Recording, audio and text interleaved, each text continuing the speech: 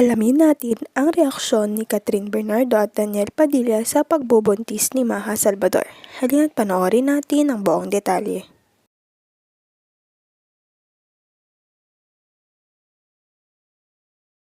Tuwang-tuwa nga ang Katyel na si Catherine Bernardo at Daniel nang sabihin sa kanila ni Maja na buntis na siya. Ito ay shinare ni Maja sa kanyang YouTube channel. Magkaibigan ngang matalik si Maja at Catherine kaya ganun na lamang ang reaksyon nila. Halina't panoorin natin ang video. Ngayon, nakapag-copo pa nga siya. Pero wala, ganit dito sa copa. Oh my God! Ngayon, nakapag-copo pa nga siya. Pero wala, ganit dito sa copa. Oh my God! Ngayon, nakapag-copo pa nga siya. Pero wala, ganit dito sa copa. Oh my God!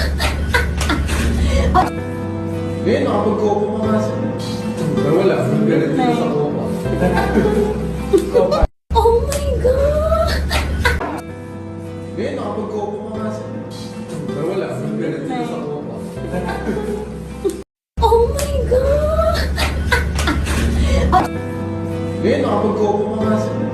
Pero wala, ganit dito sa copa. Oh my God! Kahit nga hiwalay na sila, ay parehas pa rin nilang sinusuportahan ang isa't isa. Di pa nga kumpirmado ang totoong dahilan ng hiwalayan nila dahil hindi nila sinabi dahil sa respeto nila sa isa't isa at sa 11 years na pinagsabahan, pero isa lang ang sure. At ito ay magiging ninong at ninang na sila sa anak ni Maja at Rambo.